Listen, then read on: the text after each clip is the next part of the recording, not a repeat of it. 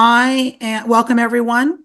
It is 7:01 and I am calling the February 18th meeting of the Altadena Town Council to order. In honor of our 50th year and upcoming celebration in October, we will be inviting back past chairs and influential members of the Town Council to take part in these meetings. To that end, I would like to turn the meeting over to immediate past chair Veronica Jones to introduce our celebration of Black History Month and our flag salute.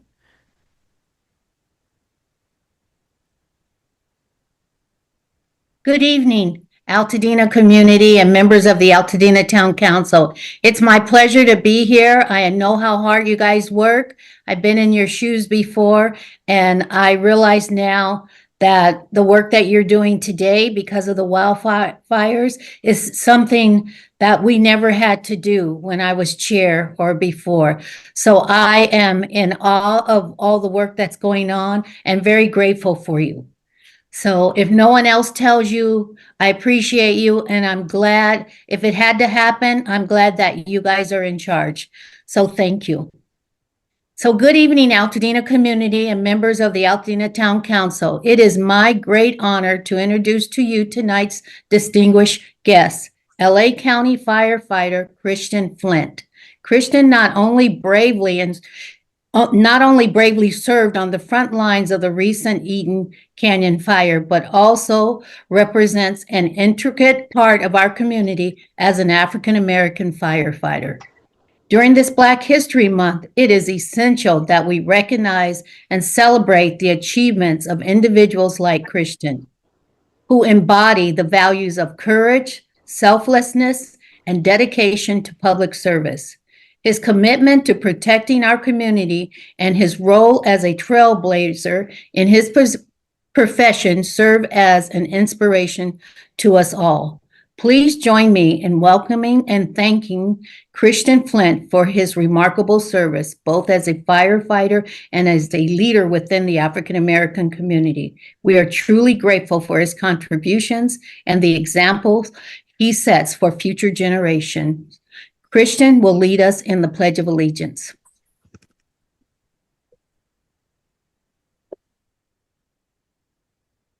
Nick, I just want to say that you guys want me to get Christian? Yes. Okay. Hold on, because I don't think he knew about that.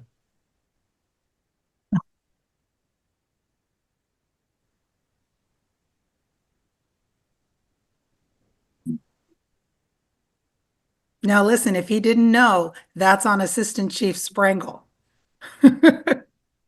Oh, here he comes. What is happening? Okay.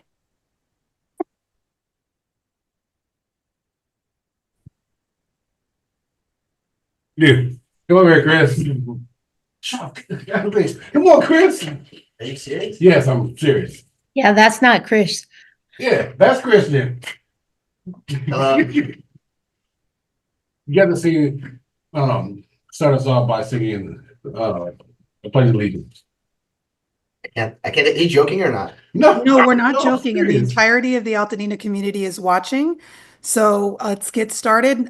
Kim, do we have the flag? Come on. I'm okay. Thank you guys, but I'll be No, present. you have to do it. Okay, will you go ahead and do it Yeah. for him in his? Okay, Please thank do. you so All much. right. Hold on one second. We're trying to get the flag. Is it okay? And I have you with sharing capabilities, Kim. So sorry for the delay, guys.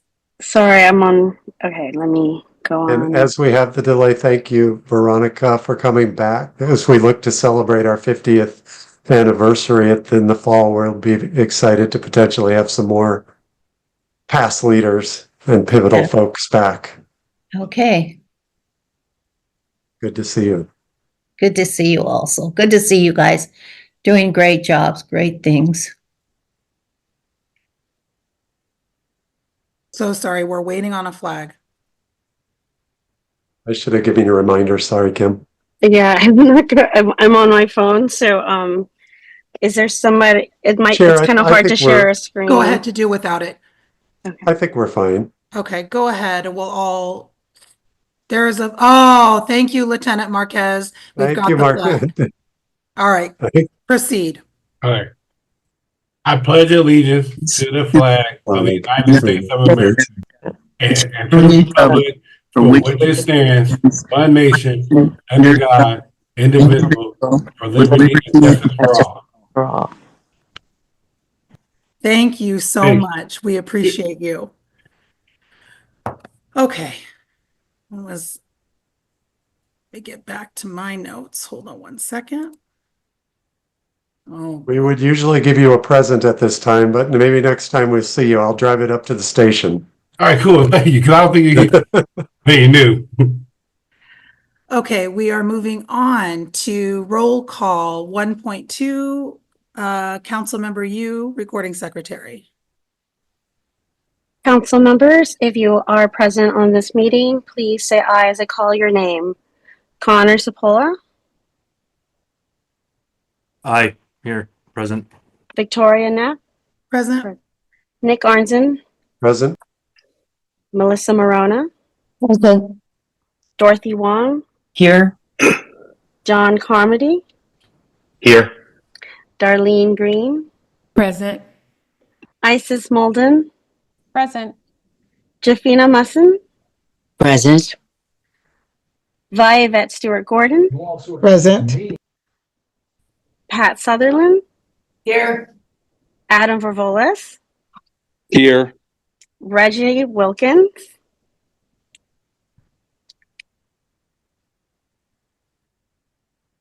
Reggie Wilkins, not here.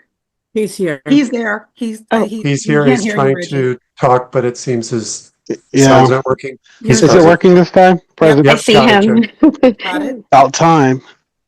Diane Markison, Here. Sylvia Vega. Here.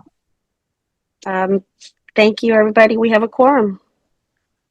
I do want to acknowledge before moving on that Lieutenant Marquez let us know that the flag that he held up was hanging. Whoops, I just lost my chat here. Hold on one second. I think he said that it was that was the flag that at the Altadena Community Center flying the night of the fire. It was partially damaged due to the fire, and we replaced it the next day. So thank you so much, and thanks for supplying that history for us. Okay, we are moving on to item 1.3, approval of the February 18th meeting agenda. Vice Chair Arnzen.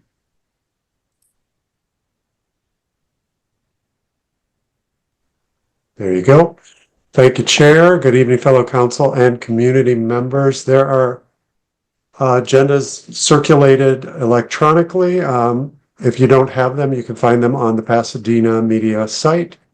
The council welcomes input on both agendized and non-agendized items. Typically, we would make public comment at the end and we would not do a comment on it. Tonight, you can go to the chat feature on your YouTube streaming page. We will read the comments in the order they came in during our traditional comment period. Now, the council does not typically respond, but tonight, during this time of crisis, we have turned this month's public comment into a Q&A with our gracious guests. Council members, the Altadena Town Council Executive Committee met on Tuesday, February 11th to set the agenda for tonight's meeting. That agenda was circulated to you on Monday, September 17th. Apologies for that late distribution. We had multiple challenges with the contents and confirming guests. I do have changes to note. It's virtual, so basically I'll let you know these. Please keep in mind to strike item 2.5, corresponding secretary report. I'll include some of those details in my vice chair report. For item 3.3, Maria Greichen will replace Assistant Chief Sprengel.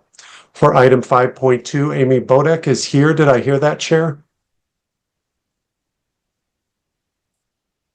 Or is Amy Bodek She's still here. delayed? I No, believe Amy I'm is. sorry. I saw Amy- Mitch Glazer. Yes, Mitch is here in her stead. Yes, thank you. So Amy will be replaced by Mitch Glazer, and please ignore the description for public comment circulated on the agenda and follow my earlier instructions to drop any comments or questions in the chat. Council, are there any more changes? Please give them verbally. I cannot see you on the screen. Vice Chair, I believe we were going to strike 4.3 USPS. I'm sorry, that's correct. 4.3 is struck. USPS will not be joining us. That will prompt another discussion. Any other changes? All right, hearing none, I move the agenda be approved with said changes. Can I have a second? Can we get a second verbally, someone? Second. Thank you. Sylvia Vega, we have a motion and a second to approve the agenda with the amended changes. All in favor, say aye. Aye. Aye. Anyone abstaining? I see No one. none, Chair. Great. Thank you so much, Vice Chair. We have an agenda and we are moving forward. Give me just a second to click through my multiple windows. Okay, we are moving on to Chair's report. Good evening, Altadena community members and fellow council members. I want to start by welcoming you all and expressing my sincere gratitude for your patience as we continue to host these meetings virtually. We are all eagerly awaiting the reopening of the Altadena Community Center, and in the meantime, we appreciate your continued engagement here and commitment to our town's progress. I would also like to take a moment to thank the agencies and personnel involved in our recovery efforts. Your dedication and hard work have been instrumental in helping Altadena navigate these challenging times. Your continued engagement with our community is deeply appreciated, and we are grateful for your service. Tonight, I am pleased to announce that the Altadena Town Council, in partnership with GoFundMe.org, is launching the Altadena Eaton Fire Relief Fund.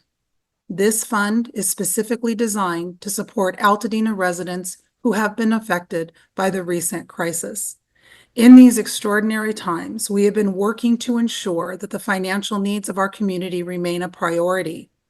Many benefactors have been waiting for the establishment of such a fund, and GoFundMe.org has provided us with the opportunity to move forward swiftly. We are especially fortunate that the CEO of GoFundMe is a resident of Altadena and has been personally invested in our town's recovery. As a testament to his commitment, he has become the fund's first donor. To ensure an equitable and transparent allocation of resources, we will be forming the Altadena Eaton Fire Relief Fund Advisory Committee, composed of trusted town leaders who will oversee the fund's structure, holdings, and distribution. A press release with detailed information about the fund and instructions on how community members can apply to join the advisory committee can be found on both the Altadena Town Council and Recovery Altadena websites.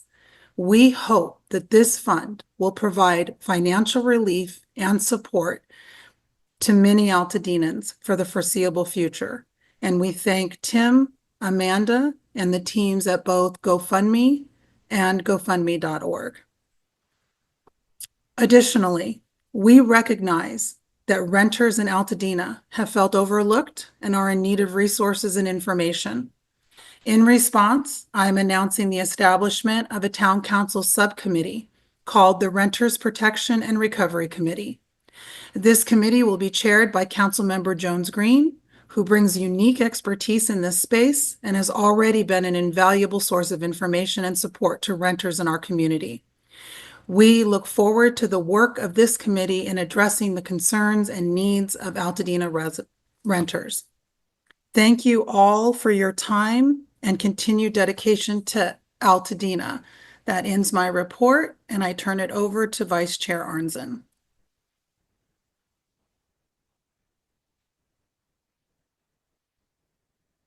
You're muted, Nick. See, I didn't want you to hear anything else. Thank you, Chair. Here's my Vice Chair report. As mentioned by the Chair, we've been working so quickly, and in this time of crisis, we continue to ask both the full council and the community to forgive any breaches of normal procedure and have faith that our intentions are always good and aimed at protecting and supporting the council and our community. To that end, as many of you know, multiple council members have lost their homes, and all of us have been severely displaced, facing financial and emotional burdens like the rest of our beloved community. Recognizing that we, council members, are simply volunteer residents suffering from this disaster, coupled by our commitment to the community. These folks on the screen that you see, these council members who I'm so proud of, have worked tirelessly despite their own loss. So we have advocated for the same types of relief as any other resident. We do have an ethical standard clause that prohibits gifts. It reads, members shall not take any special advantage of services or opportunities for personal gain by virtue of their office, which are not available to the public in general. They shall not accept any gift, favor, or promises of future benefits which might compromise their independence of judgment or action or give the appearance of being compromised. It's a very specific clause, and while I personally do not consider the relief aid gifts, I did want to be sure we follow the rules of order as established by this body and remain transparent in our acceptance of any aid related to the fire. So to that end, I have a motion I'd like to put forward, Chair. Is that all right? Yes, please. Thank you, Chair. I hereby move that the Altadena Town Council suspend the Ethical Standards Clause 6.1 only as it pertains to a perceived gift that is clearly related to fire relief efforts and meant as direct aid through the end of the 2025 calendar year. All other types of gifts should remain prohibited. That's my motion. We have a motion. Do we have a second? I'll second it. That was seconded by Councilmember Markison. We have a motion and a second. Is there any discussion? I'm going to ask that you mute whomever has the television on in the background, please. I see, let me just check the other screen. Okay, I see no discussion. All in favor of the motion before you, say aye and raise your hand. Aye. Thank you so much. Anyone declining? I didn't even, what is the word? In opposition? Thank you. Opposed. I'm Opposed. Looking. I see no opposition. I see two hand. Connor, was your hand? No. His Okay. hand was raised prior Before. to, that was in favor. Okay. And then any abstentions? I am looking, Chair, to see if there's any abstention. Isis abstains Great. We have, and no other. great. The motion carries. Thank you so much, Vice Chair Arnzen. I would thank you, Chair. I also wanted to point out, just to wrap up my report, the ROE, that's our right of entry process, is in place with a deadline of March 31st. I found it important to repeat that so that residents who don't know, and I've spoken to quite a few who didn't know in my census tract, and I would encourage other council members to reach out to their tracts in whatever regular ways you do, especially our senior community who often don't have the technical expertise to be checking all the websites to make sure they know and that they are directed to make their own decision. And while that March 31st deadline might seem like a long way off, it could go by faster than you might think. So we encourage residents to review their options, decide to opt in or opt out, and fill out the ROE form, which can be found in many places, including our recoveryaltadena.com site. That ends my report. Thank you, Chair. Thank you so much, Vice Chair Arnzen. Moving on to our recording secretary, Councilmember Yu. Hi, council members. I sent you the minutes to the December 17th, 2024 meeting and the January 21st, 2025 minutes previously, and I also sent them again today for review. If there are any, if I haven't heard from anybody, and so with that, I'm going to take that as the minutes are approved unless I hear anything otherwise. Councilwoman Kim, I did note for the January minutes, I believe Councilwoman Jafina was absent. Correct me if I'm wrong. I checked with her, and she was there to call out that I had her last name incorrectly. So that's how I that's how I thought I knew she was there. But yeah, we checked together, and I don't know. I just had on my notes that she was excused. Okay, thank you. okay, yeah. Thank you. Councilmember Markison, I believe, had a comment? Nope. Thank you. I just want to make sure we're voting on them separately, right? We're going to vote on each day separately. Okay. Got it. So motion to approve the December 17th, 2024 minutes. Second. We have a motion and a second. All in favor? Anyone opposed? And let me just do a quick check. Anyone abstaining? Diane? I have a question. Sure. Wait. Okay. Go ahead, Councilmember Musson. Yes, it is possible. I did speak with council member Yu, and I told her I thought I was there because of something that was said as far as my name, and then I did also say, but there was something that I was absent from, but I can't remember exactly what it was. So we can double check on that, definitely. I believe it was January. I'm sorry. I'm ahead of myself. It was January. Sorry. Okay, so we're going to go forward. Thank you for that. So we were just voting on the approval of the December 17th. And we have a motion and a second. We had all in favor. We had all in favor. Yes. We had no opposition, no abstention. We Go have ahead, one opposition. I'm noting Councilmember Markison. No, abstain. She's abstaining. I wasn't there. Abstaining. Thank you, Diane. Appreciate it. Okay, Council Member Yu. So the minutes for December 17th, 2024 are approved. And now we are going to open up for a motion to approve the January 21st, 2025 minutes. Anybody second? I'm sorry. I just wanted to confirm that includes the absence of Council Member Musson? Yes, that will include the absence. Great. Okay, we have a motion. Do we have a second? Second. Councilmember Arnzen. Seconds. Great. All in favor of approving the January 2025 minutes? Great. Anybody abstaining? Keep your hand up if you are, or if you are in opposition. I see no hands. Councilmember Musson would abstain due to her absence. Thank you so much, Vice Chair. So we have one abstention, and other than that, the motion for both carry. Thank you so much. Thank you. Okay, moving on to 2.4, our treasurer report, Treasurer Marona.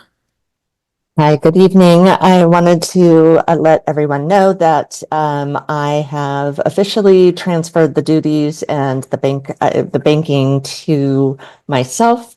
And I have, unfortunately, our debit card and some checks were burned in the fire from our previous treasurer. However, I have made sure that we have a new debit card and that the checks will be forthcoming. I have the bank balance. We collected $209 at our December meeting, and we have, I think it was $14.91 for the end of January, and I will do a report as of the end of February with what has happened and make sure all of everything balances once I get the bank statement. So unfortunately, we had a bit of a snafu, but all is well, and all of your donations are greatly appreciated to our volunteer organization. Thank you, Chair. Thank you so much. Okay, we are moving on to our corresponding secretary, council member. No, we struck that. I'm so sorry. And you covered some of that in your report. Great. We are moving on to our public safety reports. First up is the Altadena Sheriff Station. Captain Williams, please go ahead. I want to make sure you guys can hear me. We can. All right, great. Just in dealing with the aftermath of the fires, where our main goal is to continue the patrol checks and just to stay visible for the public. We're doing our best to enhance public safety. We started a home check system that has been working great. We have hundreds of people on that list, and the list continues to grow every day. So we encourage people to get on that list by going to emailing Altadena homecheck at lasd.org. Provide a good contact information, and we can get back to you, check on your resident, and get back with you on the status of it. And it's mainly for those that are, I was going to ask you if you would reiterate what the home check program is. okay. Yes, it's mainly in place for people that may not be able to come back to their home or stay in their home, or they're displaced for any reason, and they want us to check on that home. We can certainly send a unit to go over and do that, whether it's standing or not. We have been checking on other properties as well. So again, they can call that or email, send an email to that email I just gave, Altadena Home Check at lasd.org, and we will check on it. We do need a good contact for whoever sends it, so we can get back to them. And again, it's mainly for people that aren't able to move back into their homes. We'll continue to do that. We're seeing the progress of the utility companies as utilities continue to be restored throughout the township. They're doing very good with their progress. We're pulling a lot of resources from all over the county, dedicated helicopter for Altadena. We request units to come and help do visible patrols in the areas every shift. We hope to continue this through February into March. It's evaluated every week, and then decisions are made for how long we're going to continue it. But I see it going well into March. In January, we did have a increase in burglaries, a sharp spike due to people unfortunately taking advantage of the situation. However, we're happy to see that it decreased significantly in February, and that's due to the visibility of the home checks and the public calling in for incidents that they see suspicious. So we want to thank the public for that and encourage them to continue to call in for any calls for service that they need. The station is fully functional. If they see anything suspicious, please call us. We'll come out. With the number of units we have, we should have lower response times. But also to make sure that they call into the station instead of posting things online or calling a friend or telling a neighbor about what's happening. It doesn't really help us that much when we hear from a third party about what's going on hours after it occurred. So we do encourage people to call us, big or small, it doesn't matter. We're going to come out and investigate. And all of those burglaries that we weren't able to prevent, each one will be investigated. And we have some dedication from the insurance from the district attorney that they are prosecuting those cases vigorously. So that's a good thing. One thing we'd like to talk about is the winter storm we had last week. One day it became very interesting. We had just a downpour of rain for probably a 20-minute period, and there was some flooding and mud and debris flowed throughout certain streets throughout Altadena. I have to say, Public Works and the fire department, they did a very good job of preparing for that, because exactly what they wanted to happen happened. That flooding, that water poured down streets that they designed for it to pour down. So we're happy to report there were no injuries as a result of that winter storm event. We had a few vehicles that got stuck in the mud. That was easy to deal with, as opposed to people being injured. And my understanding is we're not going to see rain for maybe a couple of weeks. The good thing is, if we do suspect anything, we will plan for it, just like we planned for this past event. Other than that, we're just trying to get things back to normal. Again, the station is fully functioning, and to please call us if you need us. Thank you. Does anyone have any questions for the captain? If you do, raise your hand or unmute yourself. Go ahead, Councilmember Carmody. Thank you. Captain Williams, in terms of the home check, how often does a homeowner have to email? Is it like a one time and then they specify the dates and the times, or is it like an ongoing thing that they have to continue to email you on? Very good question. So It's designed, once we get it in our system, they do not have to call us again. We will check on it every day until the program ends. So just that one time, that's all you need. Thank I you. forgot to mention that.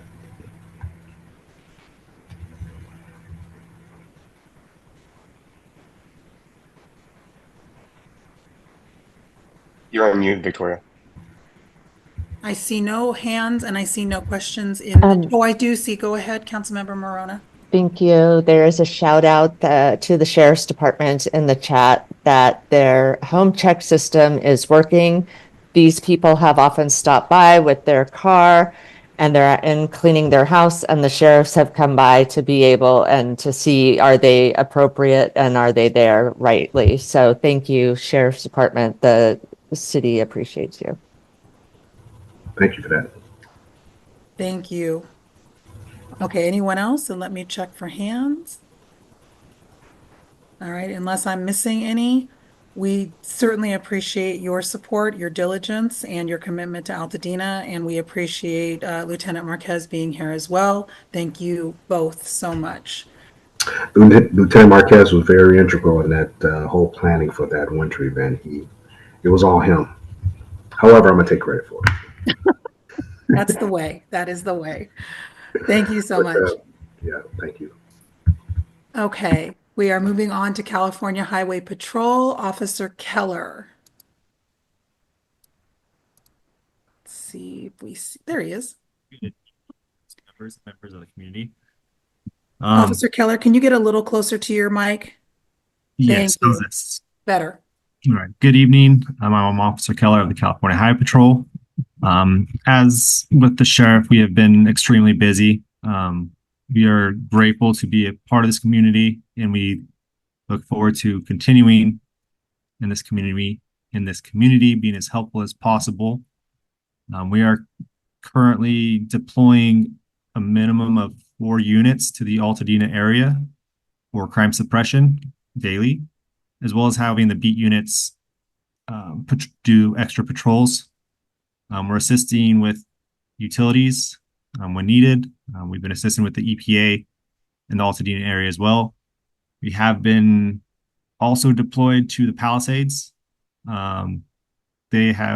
Governors requested multiple units every day, as well as we are deploying to downtown LA for the protest. So our office has been very busy. The donations we received from the community, we are very grateful for.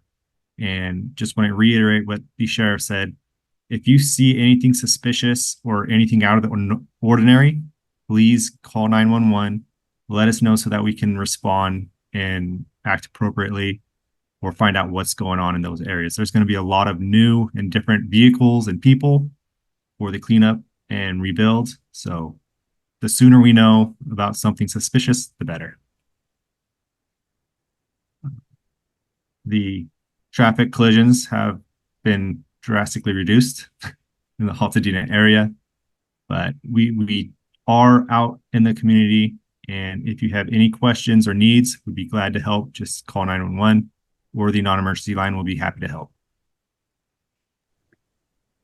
On that note, I would like to ask that all agencies that are on this in this meeting or watching it later to please advise your personnel that are operating in Altadena to obey all speed limits and stop signs. We have a number of traffic signals that are still out or that are blinking red. There was a traffic collision where one of our agencies ran a stop sign and hit an Altadena resident. So I would ask that even though there are fewer residents in town, that you obey all of the laws of the road as you would as if the town was completely right with people. So it's something that I asked of the EPA, FEMA, the Red Cross, and the Army Corps earlier today, and we will continue to reiterate it. I think that there's just this feeling that because there's not very many people in town that you can just kind of like drive at will, and you really can't, because there are plenty of there are plenty of residents that are back at home. There are plenty of residents that are trying to get home. There are many agency personnel that are on the streets, and we have our small businesses that are checking on their businesses and trying to get reopened as well. So please, please, please just be careful as you drive through town. Are there any questions for Officer Keller? And I see the question in the chat, but I'll go back to Captain Williams.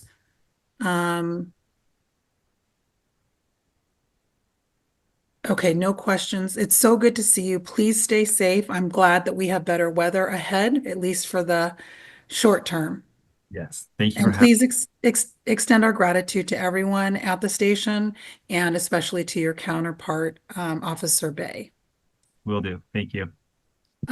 Captain Williams, going back to a question that came up, can you address a security guard who was swept away in debris flow and their injuries? No, it's the first I've heard of it, so I have to look into it. Okay. And can you address the use of no trespassing signs? Absolutely. So, for residents, that it's usually put in place for businesses, but residents can certainly use it. We have something that they can come to the station to fill out, and it's called a letter of agency for trespassing. We're better known as a 602 form. They come to the station, they fill this form out, indicating who's supposed to be on that property at what time, or whether no one's supposed to be on that property at no time, at whatever time. And they must have the no trespassing signs clearly posted that they have to get themselves. And if they do have those things posted, if we were responding to that property or just be in the area, maybe it's on note on one of the home checks or something like that, we can take action without having to contact the owner of that property. It has to be very clear on the form, it indicating who's supposed to be there, and they need to have the signs clearly, no trespassing signs clearly posted. And that form has to be updated every 6 months. It doesn't stay on indefinitely. So I hope that answers that question. So just to This will really become very, very useful as the rebuilding process starts to happen. Most people will probably have their properties covered by some type of fencing or something like that. It's really good to have that no trespassing sign on there, and we could take swift action in citing or arresting the individuals. So just to reiterate, if you are interested in having the sheriff have permission to arrest anyone that is not intended or authorized to be on your property, please complete a 602 form, which you can get at the sheriff's station. And I believe it's online, like I have seen it online. It is called the Form 602. And make sure that you clearly denote who is and isn't authorized to be on your property. Make sure that you have no trespassing signs visible. And then the sheriff's station can enforce the no trespassing on your property. And please submit that form in person. We have to verify the residents. Yes, that's an important piece. You have to submit the form in person so that they can verify that you are who you say you are. I see that Councilmember Vega has her hand up. Yes, Captain Williams, I apologize if you had mentioned this earlier in the report. I was moving from a neighbor to my room here. Are we still having incidents of looting in the community? No, not looting per se, but we do have incidents of burglaries that have occurred. Okay, thank you. Captain, do you want, we can discuss offline, maybe returning to standardized reporting and whether we want to do that during these virtual meetings or we want to wait until we return in person. So it's something we should just consider. Absolutely. Yeah, just let me know. Okay, sounds good. Okay, any other questions for the captain or for Officer Keller? Make sure I don't see any. I don't see any in the chat. Great. Thank you both. And we're moving on to LA County Fire, Maria Greichen. Good evening, everybody. Happy to be here. And just like the Sheriff's Department and Highway Patrol, our firefighters are, constantly going through the community, seeing what people's needs are. Anybody who needs anything, they are also welcome to go by Station 11, Station 12. Let the firefighters know what you need, and they're happy to help in any way that they can. We did do a lot in the upcoming or in the storms. Ahead of the storms, we had a lot of sandbags that were picked up, and we had a lot of sand, and we just kept stacking it up and restocking as the sand ran out. And we will continue to do that. Luckily, there's no rain in the forecast for a couple of weeks, I think. But when it starts raining again, we will be there with the sand and sandbags, and they'll assist however they can when that time comes. I do want to address one question from the chat, which was about the investigation. Who is leading the investigation into the fire? There are several agencies involved, but the point of that investigation is LA County Fire and CAL FIRE. Those are the two that are spearheading the investigation. We started the investigation while they were still fighting the fire, and they are still doing the investigation. The timeline that I had been given during the fire was probably 4 to 5 weeks. I don't know exactly where they are, but they are meeting every day to discuss this fire and the progress that they're making. We don't get a lot of that progress, and we're likely not to get a lot until they get closer to making a determination.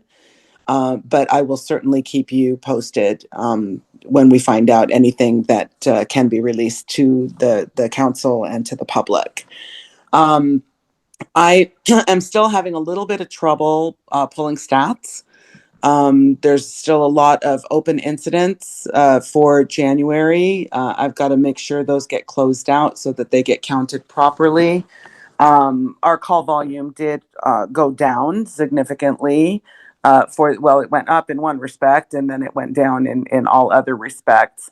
When I do present a report to the council for January, just to let you know, there will be a separate entry, a separate item for the Eaton fire. It is not going to be, we're not going to count, 6,000 structure fires. It's just not going to be there. Some of the fires made it into the report. I now have to remove those because they're counted differently because it was a campaign fire. What I do want to go over, and I'm sure that the council did post these numbers, but in case people didn't see them, I do want to go over the final tally for the structures.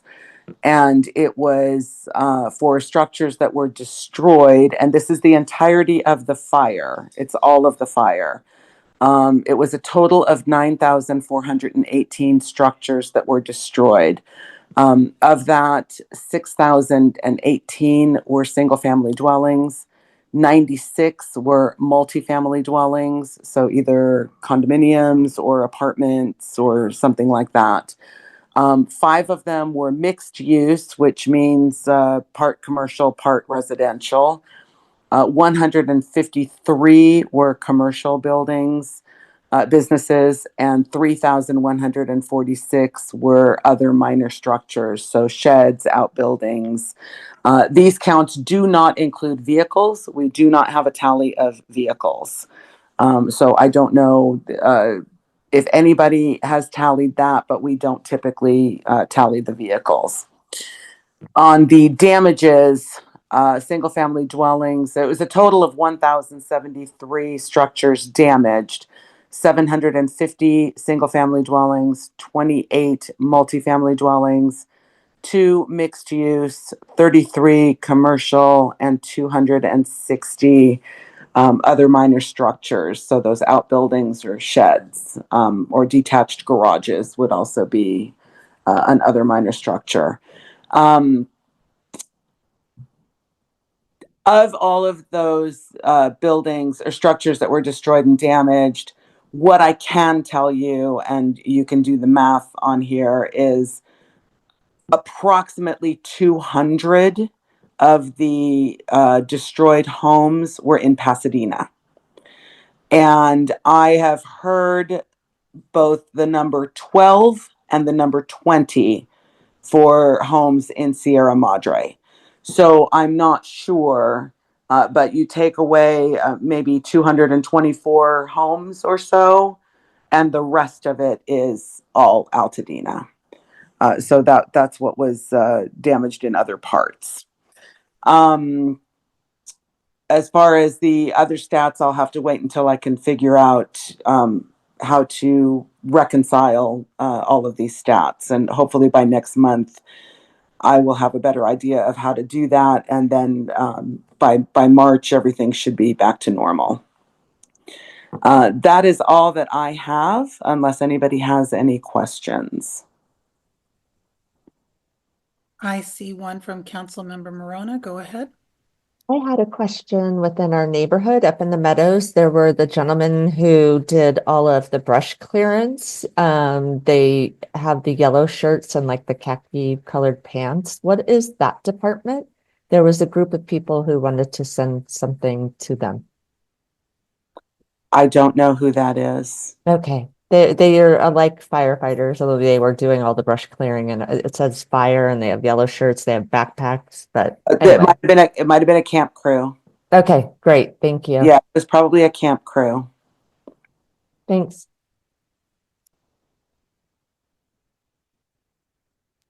And there was one question from the chat in which more specifically, who is in charge of the investigation? If you can't say, that's okay too. But it's LA County Fire and Cal Fire.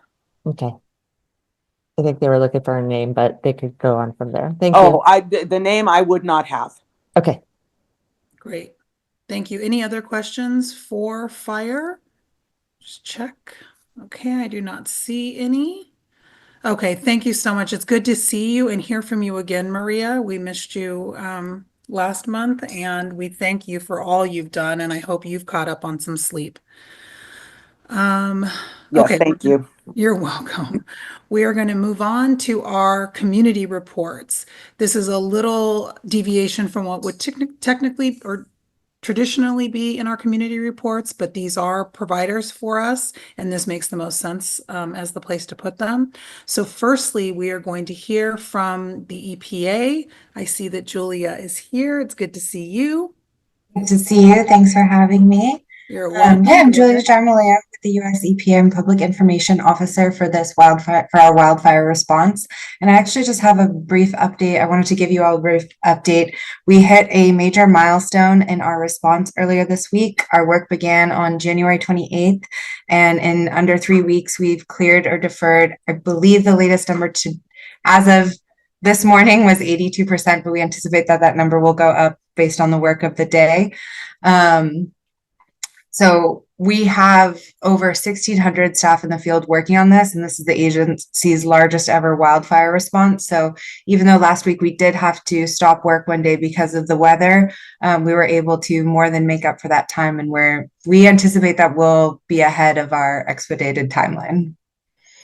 I do just want to call out, because it is impressive to know that the 1,600 personnel from the EPA that are on the ground clearing the household hazardous waste is an unprecedented response for the agency.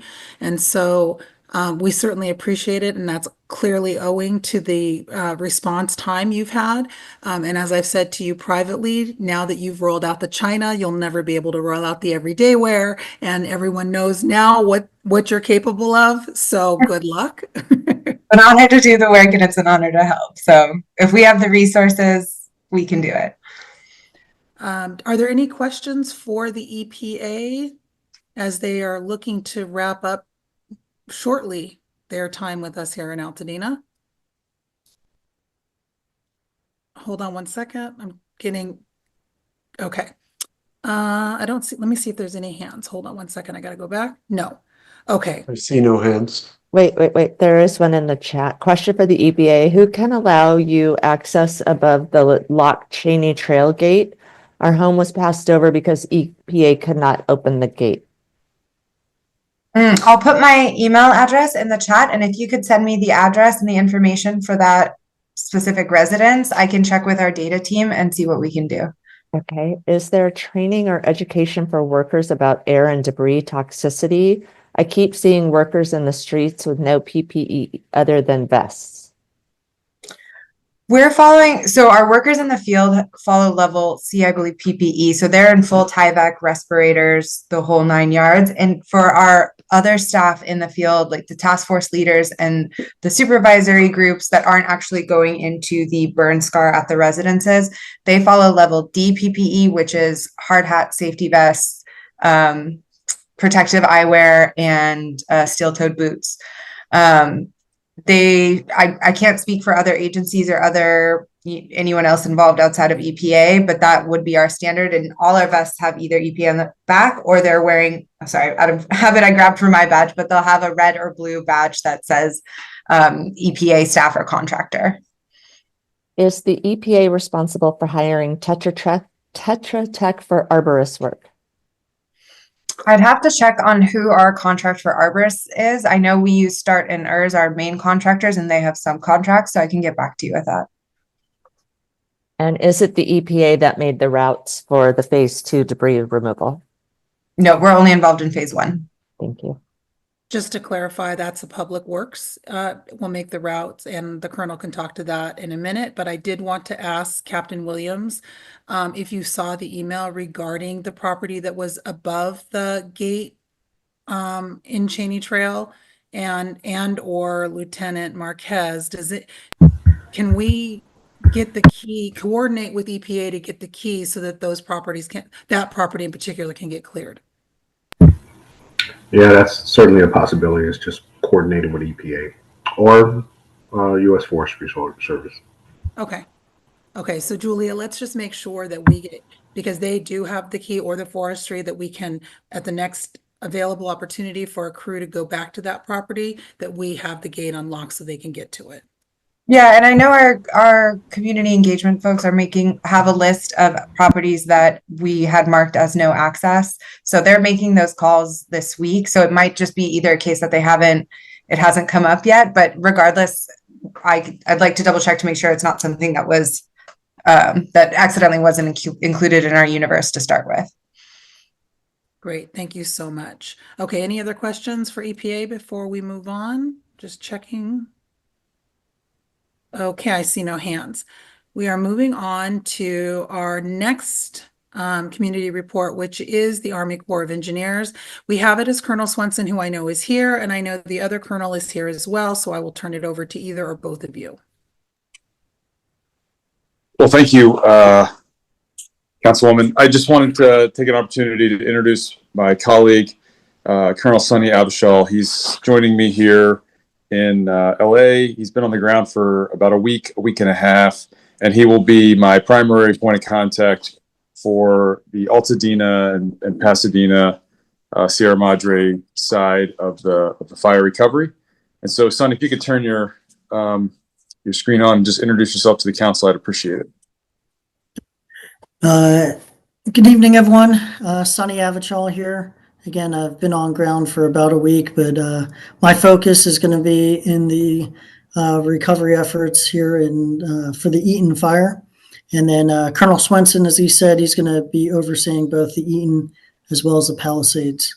I'm here on a one-way ticket, so I'll be here I'll be the face you see for a little while going forward. Thank you. Thanks, Sonny. So I just want to give a quick overview of our operations, and then obviously we'll stand by for questions. So we are ramping up our operations here in the Altadena, Pasadena, Sierra Madre side. Today we had 8 crews out doing primary debris removal. So that's removing the visible signs of fire ash and debris from 8 different properties in the Altadena area. We also had 12 asbestos crews out and about 40 hazardous site assessment crews out, which the hazardous site assessment is kind of the first thing we do before we get on to do the primary debris removal and or asbestos, depending on if the property did have asbestos. Our ROE intake from the county is moving up, And we also launched our public viewer this week. I know I just tried to get on it now, and it's got some latency issues, which we're trying to work out. I wonder if 20,000 people are trying to access it at the same time. But we're working on those issues, trying to get that more user friendly. Once you get it up, you'll be able to type in your property address, and it'll give you some information about the status of your property. We also have taken in all the EPA's data, so it'll tell you what the status is for the EPA portion, whether we have your right of entry. So I know many of you submitted your right of entry, or many of your constituents submitted the right of entry to the county. Once we get it from the county, after the owner's information has been verified, then it comes to us and it goes to our contractor. That is on there, and then it'll also show when the property is been complete. Yeah, with that, I'll pause for any questions.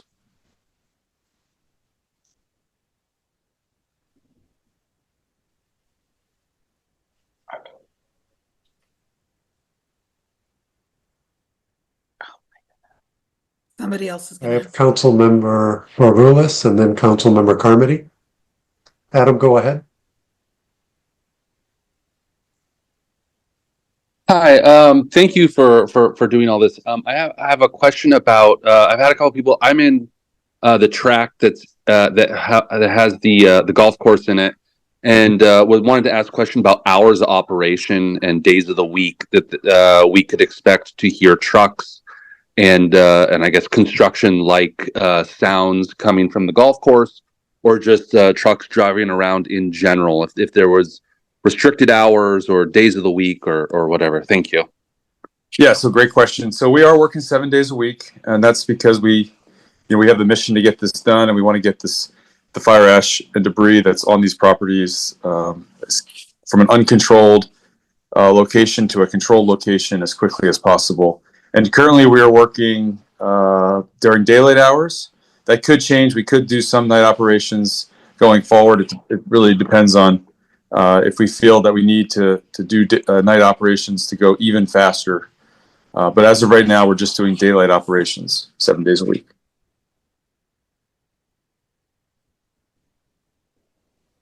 Councilmember Carmody.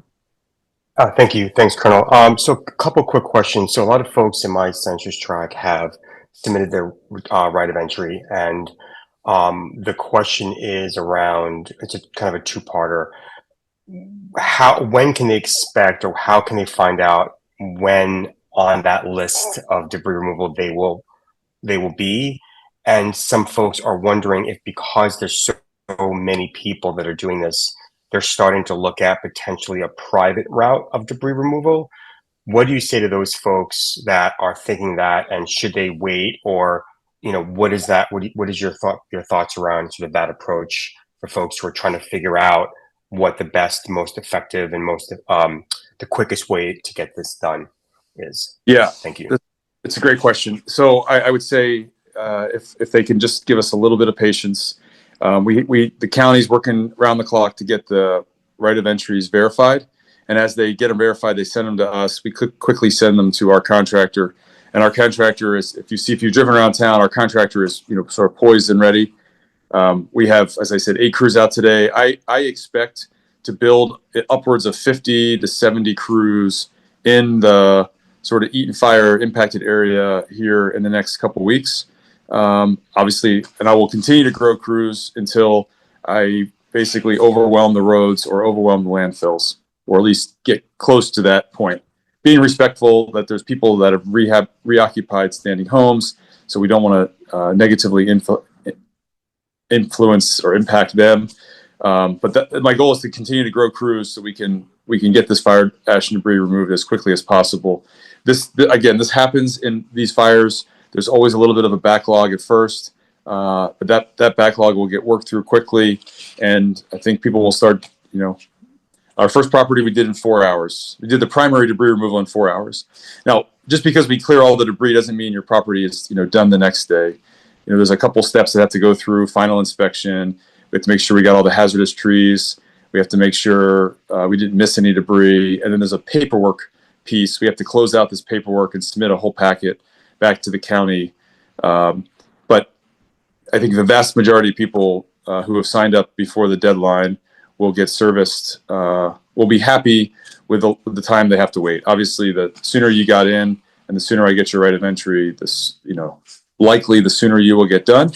But we are trying to go as quickly and safely as we can. And by say quickly, I don't mean, rushing through each project. I mean quickly in that we're adding additional crews so that the overall time is reduced. Thank you, Colonel. I believe Councilmember Marona has a number of questions from the chat. Go ahead, Councilmember. That is correct. I'll start with the first one. Why are we using New York Drive for debris haul? It will cause traffic and hazards and air quality on the stop sign at Pepper. Why New York Drive instead of the double lanes on Allen or Altadena? Yeah, so great question. I'm not familiar, with every road in this community yet, but the goal is basically it's a shortest path problem because we want to get these trucks from local roads to county roads to state roads to federal highways to proper disposal sites, whether that be a landfill or a recycling center or a green waste center, as quickly as possible so we can get the truck back and get the next load put on it. So it's not going to be every truck's going to be on that same road. Again, we're trying to take the shortest, safest path to get us out of these communities and onto larger roads that are more geared to hold this type of traffic. As I said, we're going to build crews until till either the roads or the landfills can't take anymore, because that is the fastest way for us to get this debris removed and the fastest way for this community, to start the recovery process. Sounds good. And then Councilmember Marona, we're going to hold the questions only because a number of them are actually better answered by Public Works. So we can move through the agenda. Some of these questions will get answered necessarily, and then those that don't, we can come back to. Okay. Does that work for everybody? That was the intention, Chair, that in typical meeting fashion, we would have council members ask their questions and we would go to public chat and public comment. Correct. Okay. So to that end, Colonel, I think you were done with your overall communication, but before I turn to you were. Okay. So council members, yourselves, do you have any specific questions for the Colonel as it relates to phase 2 debris removal? I see Councilmember Wong, go ahead. Hi, Colonel. Yes, I just wanted to express that a lot of the community is concerned about the trees being removed without notice and even perhaps before they're blue tagged. Can you explain a little bit of that if you are able? And then also experienced local arborists have reviewed a lot of these trees and found no cause for removal. So there's a little tension in our community related to that. Yeah, so there's two people, at least two people out marking trees. And DPW and the power companies may have marked some in the beginning, but the majority of markings you're seeing are white paint. If you see an equal sign, that kind of means a medium hazard tree. If you see equal sign with an up arrow, that means like a high hazard. There's an overhead hazard, maybe a branch that's broken, that's caution. And if you see an X that's in white, that was EPA's marking saying that tree, really is a high hazard. But we don't cut down trees that are marked by the EPA. That is sort of their initial marking system that they use for their crews. Our markings, as you clearly stated, are blue. And so there'll be two markings on the tree. There'll be a marking about chest high, and there'll be a marking at the bottom. It's a barcode. And then there's a circle around the barcode in blue spray paint. And so we have professional arborists from California, many of which are local, who go out on our crews and they identify trees according to the following standard. Do they think in their professional judgment that this tree is either dead or will die in the next 5 years and will be a threat to the public health and safety of the community? And that public health and safety threat could be to our crew who's working on that site, or it could be to the public for, say, a tree that may be near a public right-of-way, or could endanger the homeowner when they try to reoccupy this property. And so that's the standard. I acknowledge every fire we go in, there's a discussion about trees, and I'm a woodworker myself. I love trees. So I'm certainly not in the business of cutting healthy trees, but we are in the business of protecting the public health and safety. And I think if you asked multiple arborists to review the health of a tree, you'd probably get a couple different answers. And it's unfortunate that we can't stick a thermometer in a tree and be able to take its temperature, whether it's going to survive or not. But I recognize that the trees are a valuable part of our community, that the tree roots in particular are a valuable part of the soil stability and the strength of the earth. And we take our public health and safety requirements very seriously. We are working on a process where a property owner could basically sign a waiver to keep a tree that we deem to be a public health hazard. And that will probably satisfy maybe some of this concern, and there will be others who will remain concerned about our cutting trees. I don't know if that answers the question or not. Just a quick thing is the excavator going in and how that could damage. Are you taking that into account? So not necessarily marked trees, but the excavator going in. So we will not, if a tree is not marked, we will not remove the tree, and we do not take stumps at all. But could it damage the root system going in? Are you careful of that? Well, generally we enter the property from the driveway, so from the hard surface, and then we enter onto what was the foundation of the property to clear it off. We try very hard not to use alternate entries, say through hedges, unless the site is absolutely restricted in the ways we can enter. And normally that's something we'd work out with the owner in our phone call or on the day that we start the work. So I can't guarantee that we would not impact a tree root, but we take great pride in using, in our work we do, and not impacting healthy trees that are not designated for removal. And our normal approach is, like I said, through the driveway over a hard surface, which should not impact the tree roots. Thank you so much. Thank you. Are there other questions for the Colonel from the council? I'm checking for hands. Okay, Colonel Swenson, we're going to ask you to hold on until we get to public comment, which we will get to fairly shortly here. We are moving on to our special presentations and we're going to start with LA County Department of Public Works. I see that Kara and Juan are here. Great. Thank you very much. Good evening, council members, and good evening, community members. I want to thank you for the invitation to come tonight to discuss our one-stop office and some permitting items. So as co-leads in the recovery rebuilding effort, again, it's Department of Regional Planning and Public Works. And so Mitch Glazer is also here to discuss some permitting issues. And like you said, our LA County building official, Juan Madrigal, joins us this evening. So thanks for being here, Juan. But I do want to announce that we're happy to say that we opened a temporary one-stop center for rebuilding in Altadena to guide property owners affected by the Eaton fire through the rebuilding process.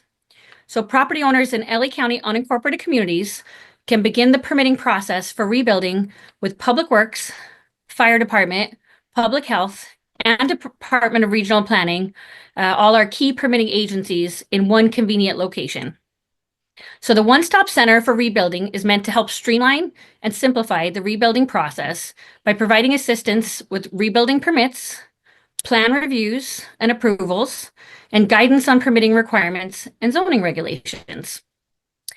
Property owners can also receive free advice on fire-resistant building materials, defensible space requirements. And so the center currently is co-located within the Altadena Local Assistance Center, or you might notice the Disaster Recovery Center at 540 West Woodbury Road in Altadena. And it's open to residents Tuesday through Saturday from 9 a.m. to 7 p.m. So again, we have the key permitting departments co-locating within the Disaster Recovery Center, where you can go in and see those key permitting departments all together. Bilingual personnel are available to help assist Spanish-speaking wildfire survivors. And we're also working to open a permanent permitting center for property owners in the Eaton fire burn areas. And so we're targeting a open date of March 3rd. Hopefully here early March, we'll be opening the permanent permitting center in Altadena. And then I'd also just like to cover a little bit of rebuilding expectations and timelines.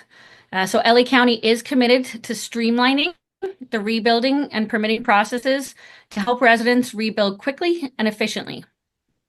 We're working to identify ways to speed up the permitting processes by shortening review and approval times and limiting red tape where possible. Safety remains a top priority for LA County during the rebuilding process, and so all new construction, repair work, and remodeling must meet the current requirements prescribed by the LA County codes. The duration of the permitting process is going to vary based on the project complexity.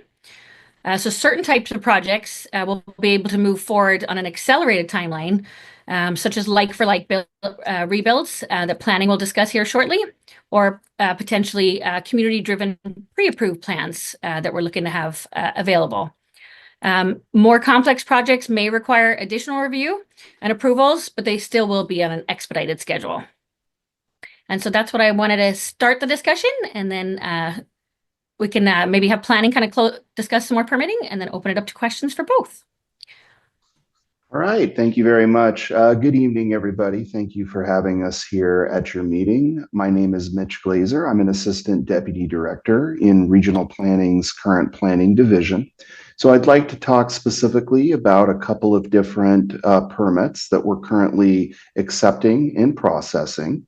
And those are permits for temporary housing and permits for like rebuilds. So both of these applications are available to the public.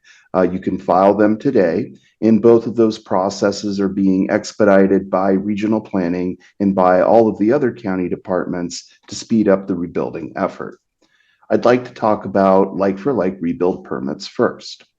Like-for-like rebuilds are for those people that would just like to rebuild the structure or structures they had prior to the fire, or a structure or structures that are very similar. So a like-for-like replacement structure must be the same land use. So if the previous structure was a single-family home, the like-for-like replacement must also be a single-family home. The like-for-like replacement structure must also be substantially the same size and in the same location as the legally established damaged or destroyed structure. The way that we determine the size, location, and other aspects of the previous structure is through a variety of different data and information. So we can review building permits, but we can also review assessor records, and we can also review aerial photography. The county has its own, and of course, we can look at resources such as Google. So we look at all data and information that we have available to us to determine what can be accommodated in a like-for-like replacement or rebuild. There is some wiggle room, so to speak. The like-for-like replacement structure can be approved with modifications if they do not increase the floor area, the size, the height, or the building footprint by more than 10%. And that's at the property owner's discretion. It's not based on any sort of county code requirements that are being triggered. So like-for-like replacement structures do not need to comply with current zoning code requirements. This can be especially advantageous if the previous structure did not comply with today's zoning regulations. For example, maybe the structure had a smaller setback than what would be allowed today, or maybe the previous structure was a triplex on a property where only a single-family home would be allowed today. There is a trade-off. We do understand that there are some scenarios, and I'll just use the opposite as an example, where there's a single-family home previously on the property and today's zoning would allow a triplex. So if somebody would like to rebuild and it doesn't meet the criteria for a like replacement, we can proceed with that application, and it would be subject to the current zoning rules, such as the community standards district and the setback requirements, but the application would still be expedited in comparison to other applications that we receive throughout the county. One more note on describing like for like. Although the like for like replacement structures do not need to comply with current zoning code requirements, they will need to comply with some of the current county building code, county fire code, and county health code requirements. And when you submit an application with the county, the various departments will work with you to explain which code requirements apply and how those need to be reflected in the plans. So I'll transition now to temporary housing. What if people want to live on the property while the permanent structure is being rebuilt? So we also have temporary housing permits that allow for property owners to establish temporary structures, temporary housing permits on their property so that they can move back into the neighborhood even as it's being rebuilt. Property owners could use a recreational vehicle, a manufactured home, or a mobile home as temporary housing, again, if you lived in a residence that was destroyed or made uninhabitable by the fire. The temporary housing, the temporary structure, does need to be removed from the property 30 days after the county issues a certificate of occupancy for the replacement dwelling unit. After you receive the temporary housing approval, you will need to make sure that there's a potable water connection, a wastewater disposal connection, and an electrical source connection. I do want to talk about a third category, which is accessory dwelling units. We have received some questions as to whether an accessory dwelling unit, which is a permanent structure, can be built on the property before the primary dwelling unit is rebuilt. So even though the accessory dwelling unit is not a temporary structure, we understand that it would be occupied temporarily. And so that is something that the county will allow as well. So that's an overview. More information, including step-by-step application guides for both the temporary housing application and the rebuild permit application, can be found on the county's recovery website, which is recovery.lacounty.gov/rebuilding. Thank you. Before we move on, I see a question from Councilmember Carmody. Thank you, Chair Knapp. I have a quick question. There's some confusion around if, say, as an example, in a scenario, there's a home surrounded by debris, or say, for instance, one property's debris is removed and they're still surrounded by debris from neighbors, and it's very close to that person's property. Does that keep that property whose debris has been removed the ability to garner permits, or is there going to be, do they have to wait if that debris from, say, their neighbors is super close to their property? Does that keep them from getting a permit from LA County and moving forward with their own property? Well, John, that's a great question. Maybe I can start and my colleagues may be able to add additional information. When it comes to like-for-like rebuilds, permanent rebuilds, we'll accept those applications and start reviewing them right away, even if a property hasn't been cleared. With regard to temporary housing, which is a more immediate need, I have the application form in front of me, and we ask the property owner to acknowledge several statements. And so one of the statements is that the property has been or will be cleared of disaster-related debris, including things such as rubble and ash and other items that could be a threat to public health or safety, to the satisfaction of the county, or the temporary housing unit will not be placed on any existing debris field. So even if the property isn't fully cleared, even if all of the adjacent properties aren't fully cleared, you can place temporary housing on the property as long as it isn't placed on any existing debris field. If that occurs, though, as part of the application form, we do ask the property owner to acknowledge that there are potential health risks associated with residing in temporary housing on a property with uncleared debris, and the potential health risks that could also come from uncleared properties in the surrounding area. So we are allowing people to proceed with temporary housing as long as it's not directly on a debris field, but we are asking people to acknowledge the potential health risks that come with that when they make their own choice. And just to be clear, I want to make sure that John's question was answered clearly, but aside from temporary housing, if your property has been cleared and you want to move forward with the permit process and or building process, and the adjacent properties to you have not been cleared, there's nothing preventing you from moving forward with your build. That's exactly right, Victoria. If somebody wants to proceed with a rebuild, we will accept an application and start processing it. Great. Thanks for clarifying, Chair Knapp. Thank you. You're so welcome. Okay, Councilmember Vega, go ahead. Yes, quick question. You had mentioned about the safety of before building. If the lot has been cleared from phase 2, okay.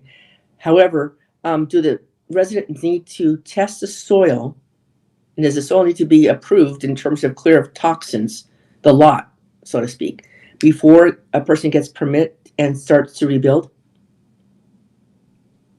Well, for temporary housing, the answer is no, because it's a temporary structure that will be removed. When it comes to a permanent structure, a rebuild structure, that would require a building permit. So I would look to my colleagues from Public Works if they have any additional information on that. Councilmember Vega, did that answer your question or no? No, because he mentioned temporary, and I was looking for more permanent. I don't know if it was going to be a requirement from Public Works or from the permit department, whether a lot needs to be cleared by the homeowner and free of toxins before building can commence for permanent housing. I think that we have Public Works here. Chris Shepard, do you want to answer that question as to what, or maybe somebody else from Public Works? Kara, if you want to do it, if soil sampling is going to be required by anybody at any step of the way in the building process from Public Works. Yeah, I could start, Victoria. Juan Madrigal, building official. Yeah, we're going to be looking, if people are opting in, obviously the Army Corps of Engineers is going to do the phase 2 debris removal. And once we get their clearance, Sylvia, from the Army Corps of Engineers, that means to us that it's been cleared, free of hazard. Now, for the people that are opting out, that will, they will be doing the work themselves. Obviously, we're going to be, from the standpoint of our environmental programs, they're going to be submitting the proper documentations if they apply for the debris removal permit, to show to indicate where they're going to take the debris, where they're going to take it to be disposed. And all that is going to be reviewed by our teams here at headquarters and Public Works. And as soon as Building and Safety gets that clearance that the debris has been properly disposed of, properly cleared, then we'll get that notification from Building and Safety, and then we'll issue the building permit to rebuild the permanent home. I guess my concern is the fact that, Army Corps of Engineers is going to be doing, where the ash footprint is. But if you have a 10,000 square foot lot, my concern is if there's still toxins in the soil that were not addressed by the Army Corps of Engineers. Mm-hmm. Yeah, Chris, and I'll let Chris elaborate more, but Sylvia, the concern has always been just in the footprint of the residence or accessory structure if it's a garage, because that's where all the toxins, all the chemicals are within the home, the plastics, if you will, that are the hazard that after a huge fire like this will get down into the ground, potentially seep a little bit, but it's beyond the footprint of the debris. That's something that's not considered, I believe, and Chris, maybe you could help us out. It's not required to be, taken to the proper locations to dispose of, because that debris does not have the same toxins as the footprint of the structure itself. Go ahead, Chris, if you want to add anything. Yeah, I'd just reiterate what Juan already shared, that the Army Corps will clear the ash footprint of the property with the 6-inch removal, and that requirement is the same for any property owner who opts out and wants to go through the permit process to remove the debris. They'll also be required to remove that 6 inches of soil as well. Yes, but let's just be very clear, because this comes up every time we have this meeting. So let's just say it out loud. If your property is 10,000 square feet and your home was whatever, 2,500 square feet. The Army Corps of Engineers is going to remove the structure that collapsed on itself in that footprint. Anything beyond that footprint, if there is concern on the part of the property owner, then they can take up whatever precautions they want in terms of soil sampling or whatever in their yard. But the county or another governmental agency will not be doing that. That's correct. Okay. All right, Sylvia, does that answer your question? Yeah, I'm not happy about it, but it does answer my question. It just, Yeah, I mean, there's just no way and I'll just say this because we were at the golf course today. The science around soil sampling and as it relates to properties as old as the properties in Altadena that predate when we stopped using lead paint, when we stopped using asbestos, mean that we don't have a baseline of what the soil would have been prior to this catastrophe. So, and the further down you dig, the closer you are likely to get to those kinds of toxins.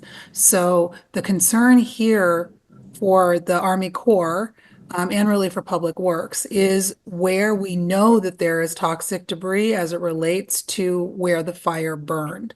If there was additional wind that blew some soot into the yard, and that is the concern to the property owner is going to have some responsibility for that. I get that. It just, I've seen the map. We're on the west side of Altadena. The amount of lead on that side of town from this fire is so much greater than on the other side of town, on the east side of town. All right, moving on. I have a question from Councilmember Molden. I'll ask on her behalf. There are a few questions at the One Stop Center.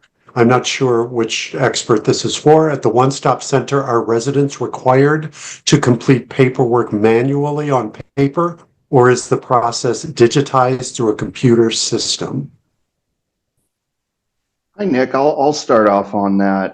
So both ways are fine. So if you go to the county recovery website that I had mentioned, and we can put it in the chat, you can apply online at any time through our Epic LA system. So that's one option. Another option is to apply in person at the Altadena One Stop office. You can also go to our San Gabriel Valley field office in Arcadia, and we can help you there. So we can give people paper application forms that they can fill out. If people only have paper plans, we can accept those and scan those. We have scanners at those offices. So we want to work with people in the way that's best for them. If folks are comfortable working online, we can work with that. But if they would prefer to work on their application in a paper format and submit that to us in person, we're happy to do that as well. Thank you, Mitch. Next question. In anticipation of the field office opening, would it be beneficial to establish an online case file allowing the county to retrieve archived building records in advance? This could streamline the process before submitting plans for the planning site plan review.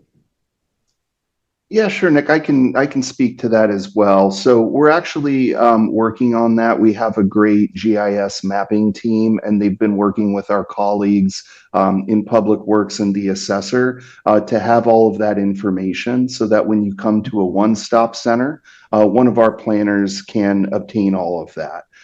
So we're setting it up. I've seen some examples of what that report would look like. It's going to take some time to have that for every single property in the county.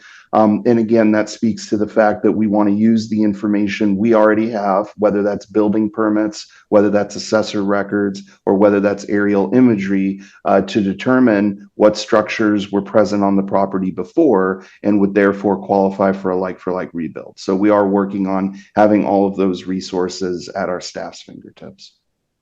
Continuing, how can residents expedite the rebuilding process when the primary obstacle seems to be the inspection-related delays? So we are going to have dedicated staffing for the fire rebuilds. So Juan, anything you wanted to share there about surge staffing? Yeah, absolutely. Once we move into the permanent one stop, they're at a couple buildings over from the current local assistance center. We're going to continue to staff up as the needs arise. So that one stop is going to be dedicated to all the local residents there, where we will have as Mitch mentioned, all the permitting departments, and as well as other agencies there to representatives within Public Works, so as to the owners not having to go to look for all the inquiries or inquire about like the fire flow of the hydrants. We're going to provide for them all this information as much as possible. As Mitch said, it's taken a little bit longer than normal because of the amount of information that we have to gather. But yeah, we are working with the rest of the permitting departments to gather all this information specific to that property, to allow the property owner to come to the one-stop center, and there we provide all the services they need. And we always welcome their design professionals as well, or contractors to be there, because they're a little bit more familiar with the process. But we certainly can start working with the property owners, and we're encouraging the property owners to already start submitting the plans as they wait for the debris removal to be done, so they could be ahead of the game and have the permits or the plans approved right before the clearance of the properties, where we could issue them soon after. And I'm sorry, for clarity, the question was related to inspection-related delays. Does that mean are more inspectors being hired when you talk of staff? Great, thank you. Yeah, thank you. Sorry about that, Nick. Yeah, absolutely. We're building up our staff, which includes right now the primary focus is plant check engineers. So we're ramping up on the plant check engineers. We will dedicate inspectors as the need continues to increase. First and foremost, starting with temporary housing, as Mitch mentioned, we're going to streamline the approvals for temporary housing. So there's going to be a need of our inspectors to inspect the connections of the septic systems or the temporary power poles that people are going to be requesting. So yes, we are going to be ramping up inspectors as the need continues to arise. Nick, before you continue. Chair, I have 3 more questions, but did you want to add something? Yes, please. Just on the note of being able to access information related to a property, either online or at the DRC, having visited myself and not having a accurate, up-to-date floor plan for my property, I sat with someone I sat with a planner, and he was able to look through the various iterations of improvements made to the property. He could tell or hoped that even though a floor plan was not attached to a permit for an addition, that if I submitted a public records request, they might be able to access in the archives that a floor plan if it was submitted at the time and approved. I think my question is that a step that we must follow when this was done in 2009, but let's say something post 2000 where the house has been remodeled and the property owner is looking to rebuild like for like, but we know that it's helpful if they have a floor plan of some sort to go off of. Is a public records request required in order for someone at the county to go to the archives to look to see if in their plans a floor plan exists? Yeah, Victoria, I'll answer that question. I would say now that we're accepting and processing applications, I think you could just ask the planner to request those materials as opposed to filing a separate Public Records Act request. I think in the early days when we weren't as organized, that's probably why you received that guidance, but we're happy to get those records on your behalf. But also, if it shows up on the assessor's building slip, right, Mitch, then they don't necessarily need to find all those pieces of the permits at that time. So whatever was out there and is shown on that assessor's records, you could build as like for like. And then one thing is we do, Juan, correct me if I'm wrong, is it 90 days we keep residential plans for? And so there's potential, right? If it was a newer edition and it was electronic submittal or something, right? It could be available. But for older editions, we wouldn't necessarily have those. Juan, correct me if I'm wrong there. Yeah, correct. The law, after we finalized the permits, back when we had paper plans, of course, we couldn't store all the plans. The law allowed us to dispose of them. But now, recently, with all the electronic submittals, those are much easier for us to obtain. And we are honoring plans that go back to the previous code cycle, the 2020, 2023, in that the homeowner on these, all they need to do is resubmit and wait for the property to be cleared from the debris, and we'll reissue the permits based on those plans. We'll continue with questions from Councilmember Molden, then Harmony, then Wong, then Carmody, and then Cippola. Chair, did you want to chime in before I do those? No, go ahead. Next question. Given the complexities of rebuilding after a wildfire, how can the county streamline pre-investigation requirements such as soil testing, structural engineering, and permitting to reduce delays and financial burdens on homeowners while still ensuring safety and compliance? And a follow-up, can you speak on average per investigation permitting costs?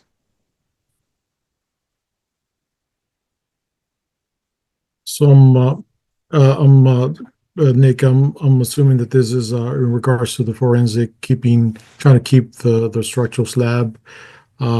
We will ask the property owner if they decide to keep the slab to provide forensic engineering to verify whether the slab has a structural capacity after high temperatures like these.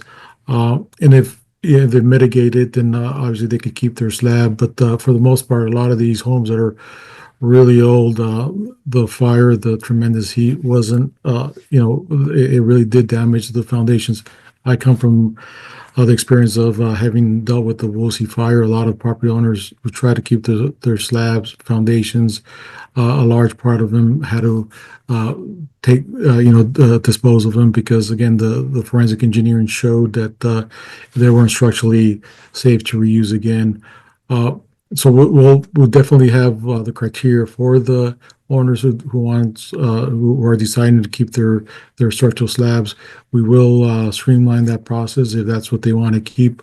And one of the things that a lot of owners also have to keep in mind too, that even if they provide the forensic engineering and they mitigate keeping the majority of it and fixing certain parts, the design professional may be another person that may not want to take the risk of keeping that existing slab, and so they may ask the engineer to take away that slab.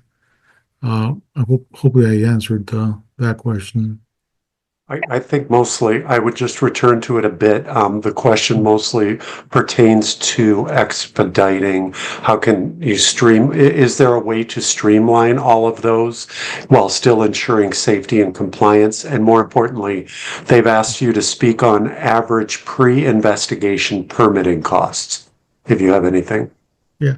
Well, we definitely are going to, streamline the process. If it's like for like, as Karen Mitch mentioned, we're going to look at the plans over the counter. Most of these homes, the majority, I would say 60%, are single story, on average 12 to 1,600 square feet. My expectations of my staff is if they come in with structural plans that they could, if the design professional is there, we're willing to meet with that design professional and streamline the review process there and then for the structural and life and safety reviews.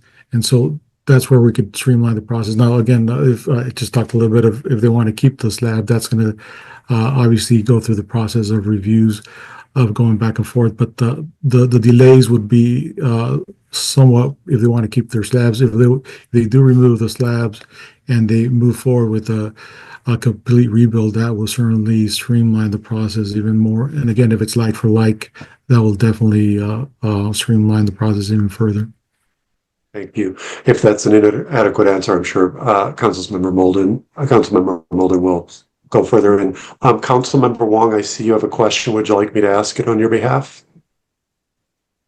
I will, while she unmutes, ask, are people able to make an appointment at the one-stop shop, or is it strictly first come, first serve?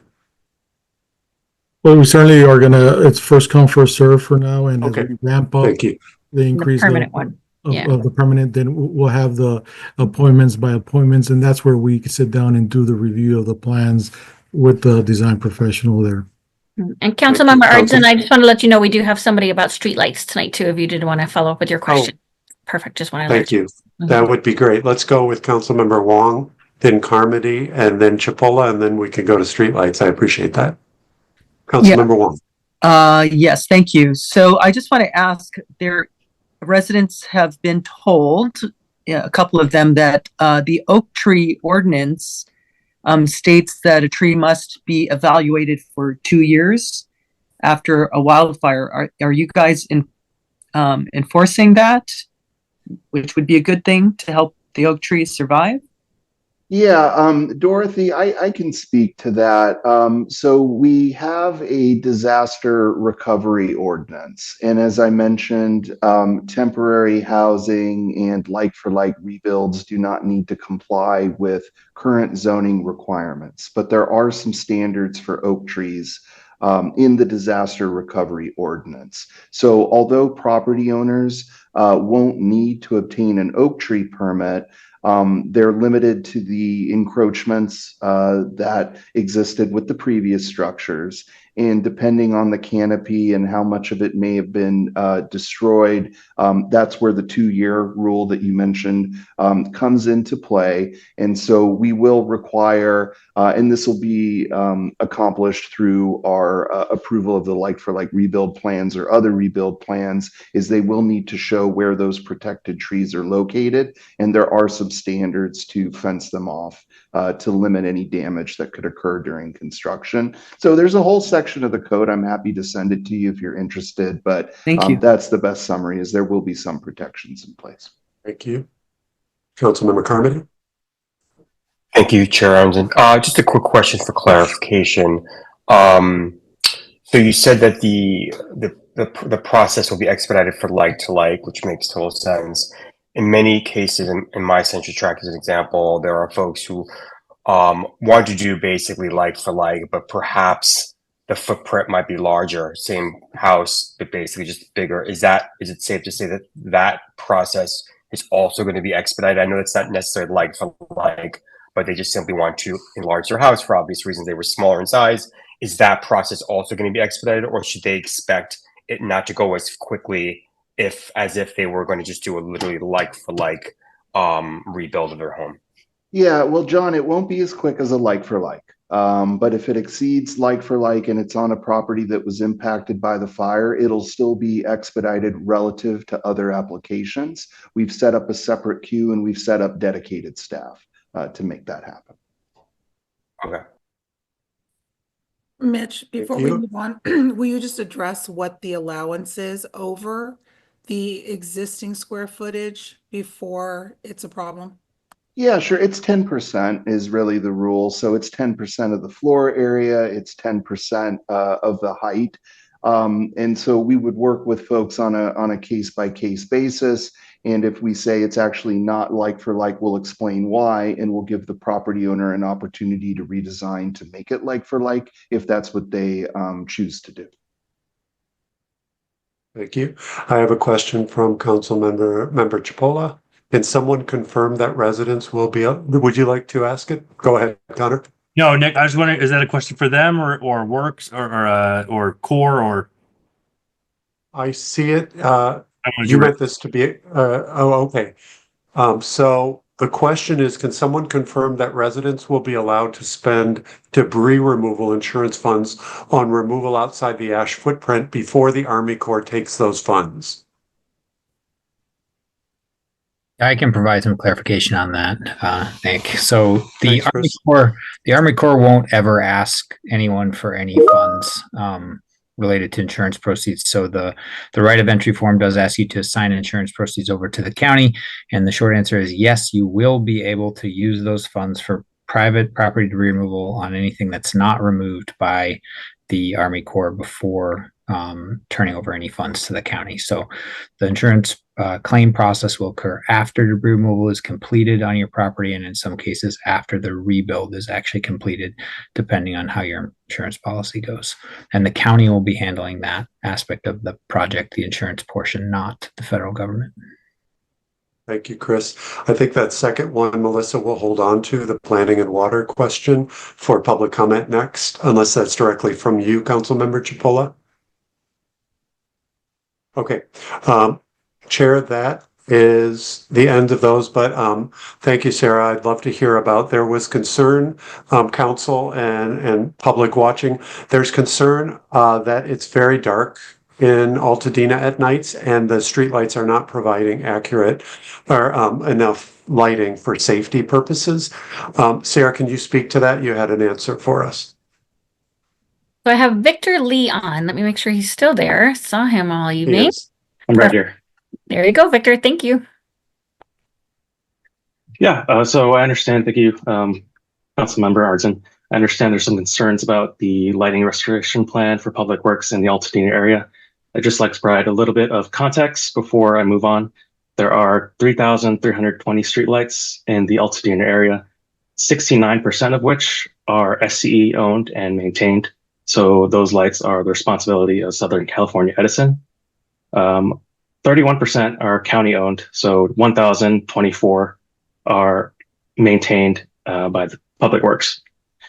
In order to address the restoration efforts, Public Works has completed a daytime assessment of the county-owned poles within Altadena, of which we've determined 15 poles need replacement.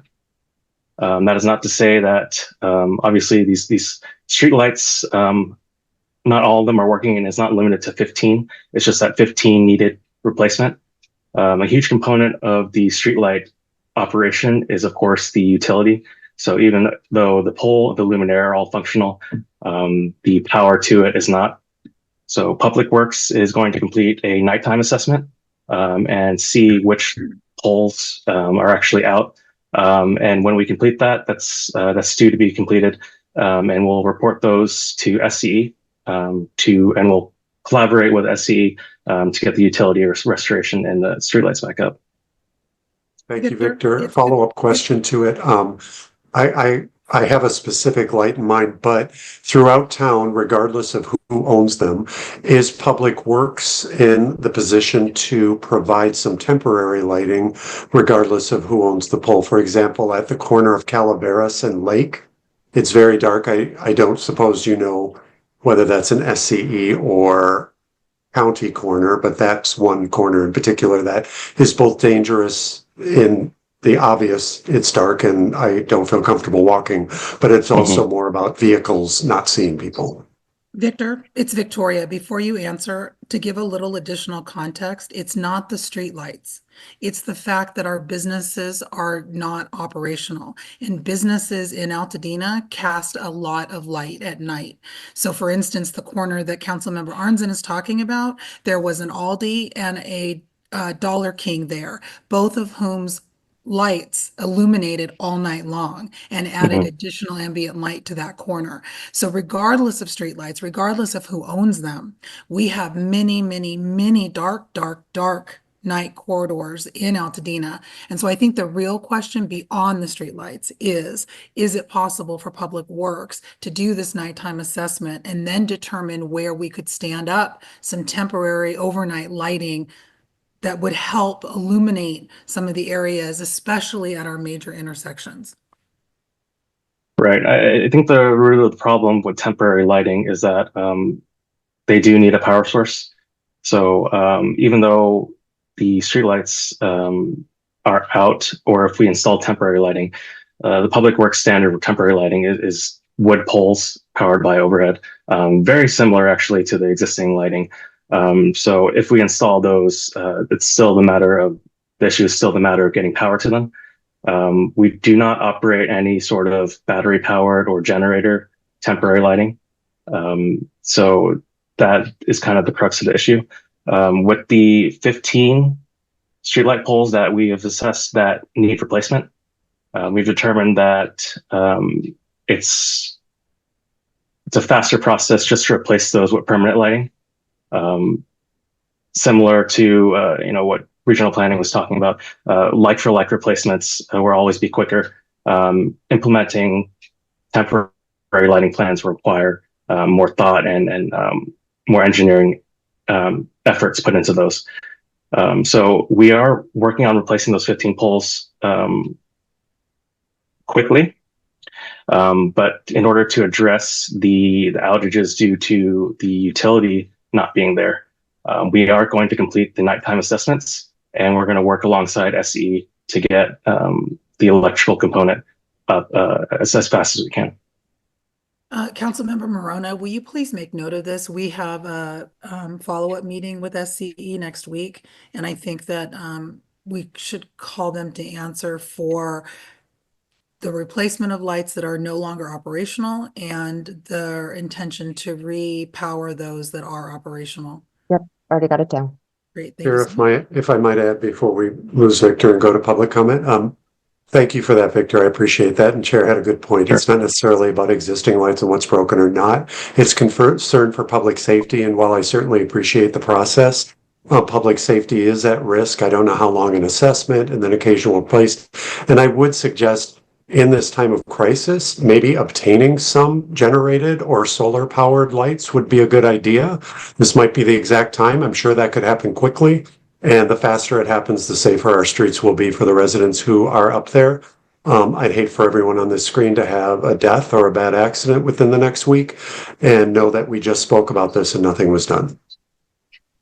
I do just want to add that the county does have it as its disposal, its relationship with Film LA. Film LA stands up those Klieg lights all over Altadena when they are doing a production in Altadena. And so because there is no filming going on in Altadena, I would imagine that they have an inventory of lights that could be contracted through the county to stand up for temporary use in Altadena. Just a suggestion. I'm sorry, Chair, I would add that there are council members who know specific, as noted in the chat, of specific intersections to make note of. Victor, if we're able to, I'd love to point you in that direction. If we can get yours or some representative's email address prior to you doing that assessment, we might point you towards certain corners. Sure, absolutely. Of course, the assessment does include all of Altadena, but if you would like to point out specific locations that need attention, we will certainly look into those. I appreciate it. And thank you for being here. Of course. Chair, I think that concludes the questions, immediate questions from council to our presentations. Okay, so then this would be the point in which we move on to general public comment related to the aforementioned presentations. So for the purposes of that, Councilmember Arnzen, do you want to start at the top and work your way down and determine what has been answered? Let me just look through as well. Thank you, Chair. Councilmember Marona and Councilmember Cippola are assisting in that. Councilmember Marona, I'll let you make that decision, but I will remind the public that to submit public comment, which tonight is actually public Q&A and comment, you can go to your YouTube streaming chat, which generously Councilmember Cippola is bringing over to our chat here in our Zoom. Councilmember Marona, I'll leave it to you. Certainly. I think these two go hand in hand. How long will phase 2 take to complete, and how many truckloads will you estimate for the debris? And I'm sure that probably goes to the Army Corps. Yeah, thank you for the question. I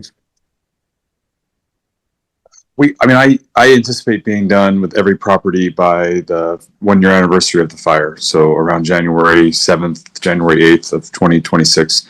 I think the vast majority of people will be done much sooner than that.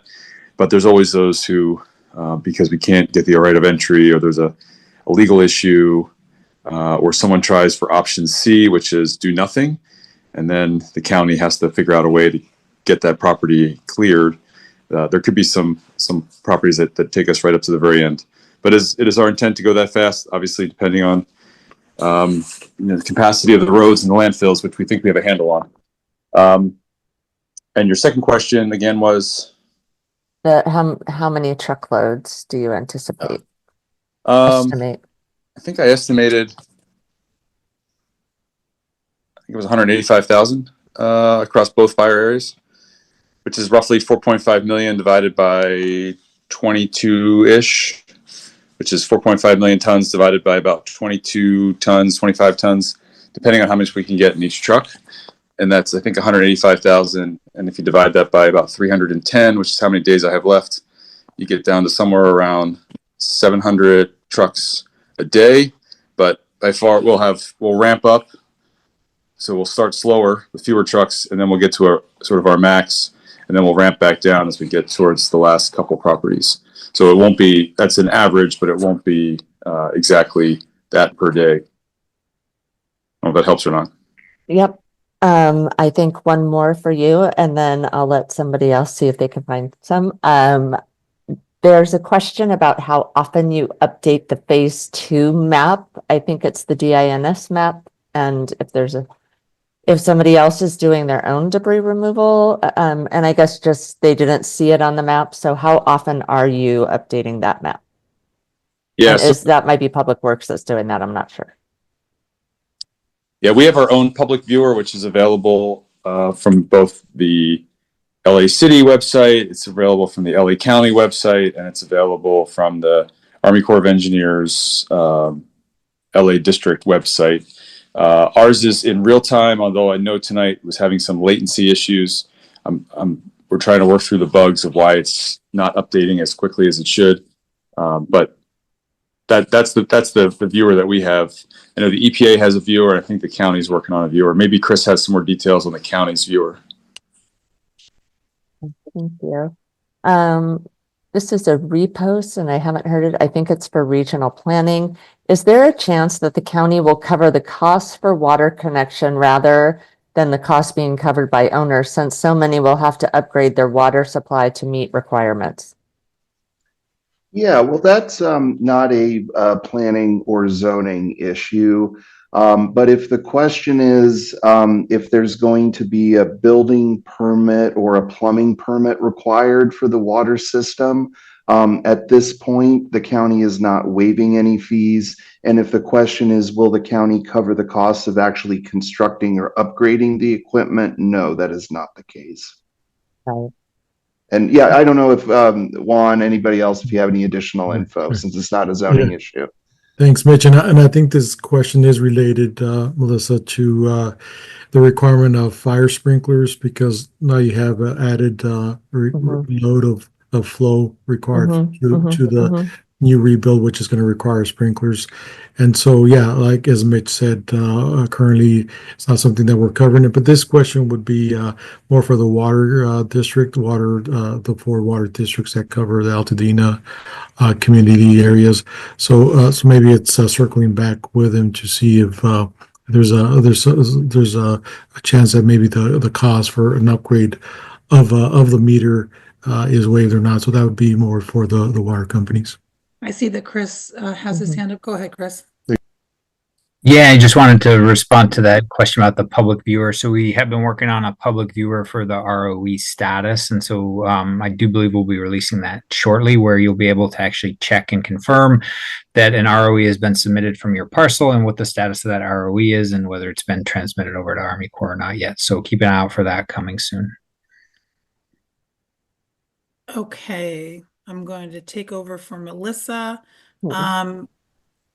For regional planning, what's the status of standard plan development and rollout? Sure. The status is that we are meeting with folks that are proposing standard plans. I assume a lot of folks have heard about the Foothill Catalog and some other efforts. So those discussions are ongoing. We do see the value of offering standard plans. I don't have a timeline on when those discussions will conclude and when we'll start offering standardized plans. One of the things we are doing is making sure that these standardized plans will also work for other members of the county family, such as building and safety and fire. And to the extent that these standardized plans would need to be customized based on lot size and unique lot conditions. So as we continue those discussions, we'll certainly let you know when we're ready to offer those standardized plans. So that's what I'm privy to, unless my colleagues have any additional information on that topic. Yeah, I think that was great. Just lots of interest in having a lot of variety and various styles. And again, whether it's maybe just detail sheets that need, to help supplement a design. So lots of discussions around what we're calling community-driven pre-approved plans. Great, thank you so much. I am not sure if we asked the question for the Corps and if it really is for the Corps or if it's for another group, but it is around the not conducting soil testing So I don't know, Carl Swenson, if you want to take that, or Chris Shepard, if you want to take that, or whomever wants to take why there is no requirement for soil testing. Yeah, I can take that question. So, FEMA in the state of California hasn't paid for soil testing in 7 years. One of the challenges is there's no baseline for these properties before the fire, and the FEMA authority for this is to remove the fire ash and debris, which is why when I go on and I remove the concrete foundation and any fire ash and debris, I don't leave you with a buildable lot, so to speak. I don't put fill back on your lot. I just take the hazards off, because it's the public health and safety hazards is what's my authority to remove. And so we do take 6 inches of soil within the ash footprint and outside the foundation, because that is where the fire ash and debris from the structure primarily landed, and we want to get that off. Sort of previous analysis have showed that the majority, or that fire ash and debris, lands within that ash footprint. So we go outside sort of the structure by that footprint by about 2 feet, and then we take 6 inches of topsoil, which ensures that we get all of that fire ash and debris from this fire, but not necessarily the legacy contaminants or the legacy things that are in that, or maybe the naturally occurring asbestos which may be in the ground. And also, if we over excavate, then it just puts a greater economic burden on the homeowner, who then has to bring more fill in to bring their property back up to grade before they pour their new foundation and build their new home. So there's a whole variety of reasons, but for this, we're confident that we're going to get the fire ash and debris from this fire using our methods, and we're confident that by using the wet method to collect up the fire ash and debris, that we're going to keep any contaminants on the site, any fire ash, any dust it's on the site, on the ground, until it's in our bucket and in the back of a lined truck and safely stowed for transit to its final destination, which is a recycling center or a permanent landfill permitted by the state of California. Thank you. For Public Works, are Public Works workers trained and educated on air and dust toxicity? I am seeing lots of workers without masks in the neighborhood, and I'm concerned they may get seriously ill down the line. And I would say there, yes, we do receive training on that, and it is recommended guidance that's provided to us as employees. And then also like those N95 masks and things are provided to us as well. Thank you. Let me see if there's anything else that is here. We think I'm moving my way down. Milissa, are you below me to see? There is a question that says, do homes have to be built with similar construction type, exterior and interior, such as using non-combustible exterior enclosure instead of combustible? Yeah, as for all the properties within the mapped areas and the high fire hazard severity zones, those homes will have to be rebuilt based on the resilient requirements of Chapter 7A, which would require the stucco in the exterior or hardy board that's a cement. The roofing would be a Class A. Your windows would be dual glaze. One of the panes has to be tempered as to the heat not popping or breaking the glass and then the fire going inside. So all these homes that are within the mapped areas are required to comply with Chapter 7A. Now we're also recommending to those property owners that unfortunately were outside of the mapped area and this disaster happened to their homes, that's an option for them to go beyond minimum requirements and comply with Chapter 7A. And so we're definitely encouraging them to provide those elements in their homes to the future, hopefully provide a protection, a more resilient home when they rebuild. Thank you, Juan. And Chair, I've kind of summed up the last 2 points within all the rest of them. One is, how long will the ROE take to get processed, basically, is the question. So whoever can handle that, and just sort of more around the ROE and that processing. Also, sorry, real quick, and the opt-out. How long would the opt-outs take to process? No, it's going to get to that. Yeah. Sorry. That's okay. Sure. So I can take both of those. So for the opt-ins, it really just depends on the property ownership situation that's going on. It varies by every property. The more simple the ownership scenario, the quicker it is to process. Single owner, no trust, all identification provided, basic insurance documents provided. Is very quick for us to check against the assessor's parcel record. Where it takes a lot longer is when there's a complicated trust, when all the documentation is not provided, when there's multiple trustees that may have to sign on behalf of the trust in order to prove ownership. Those take a lot more time to verify and confirm before ownership can be verified and sent to the Army Corps for processing. With regards to the opt-out process, so there is a permit process that we released last week for that.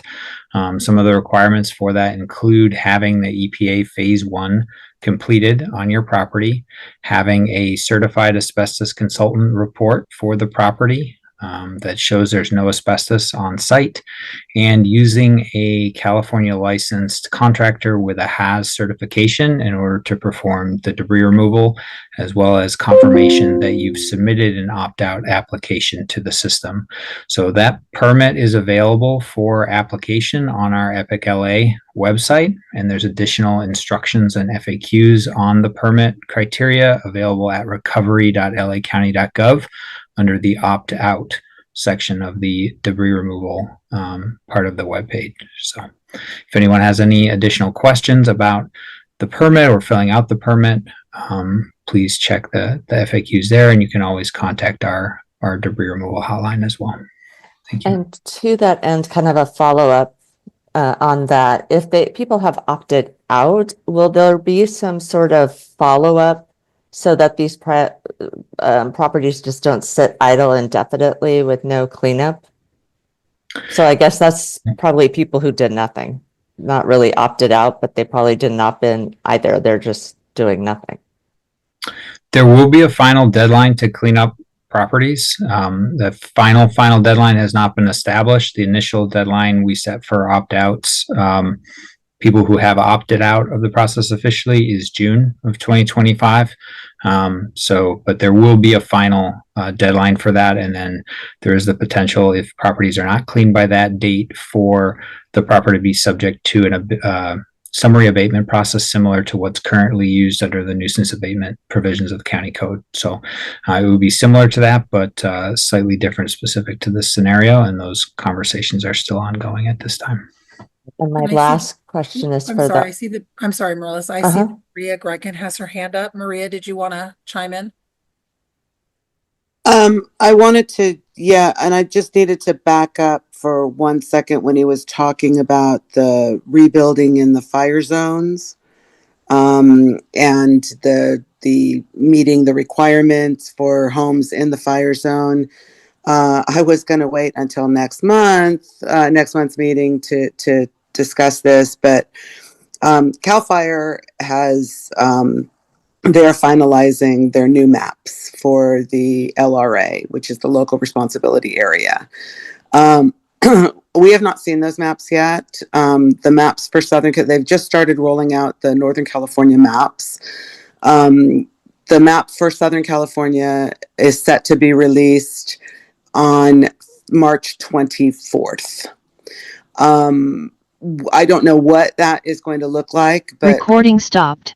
I can almost promise that whatever Altadena's fire zone was or is at this moment, it's going to be larger when that map comes out. So the fire zone area, if there were homes that burned that were technically outside of the fire zone during this fire, when they go to be rebuilt, they could very well be in the fire zone when these maps come out. So again, you'll be able to look at that map starting on March 24th. There will be a comment period associated with those maps.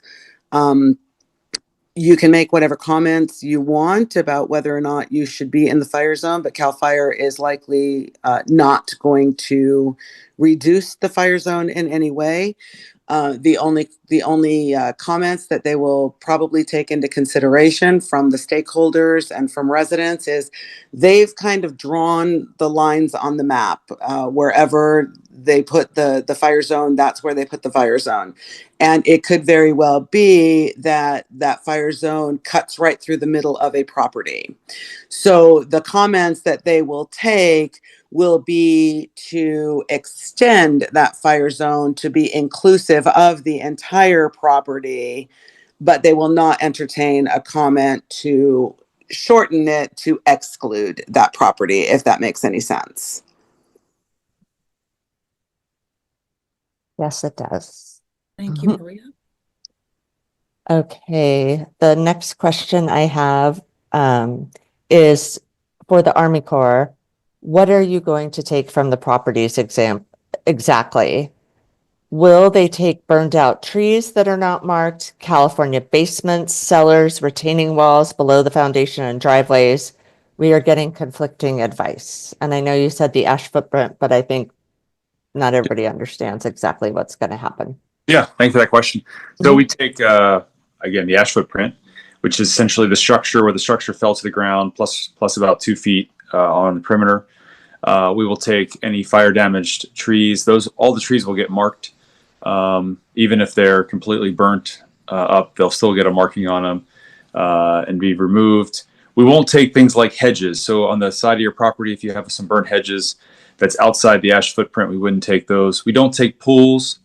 If the pool is within the ash footprint or really close, we might handpick some of the debris out of it, but we won't take the pool. If the pool is integral to the foundation and you opt to have your foundation removed, we'll essentially take a concrete saw and we'll come back on the foundation side and we'll cut that and then remove the foundation, but not remove the pool.